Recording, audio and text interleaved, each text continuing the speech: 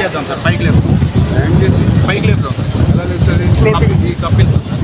Cupping ఎక్కడైనా తీసేస్తాం.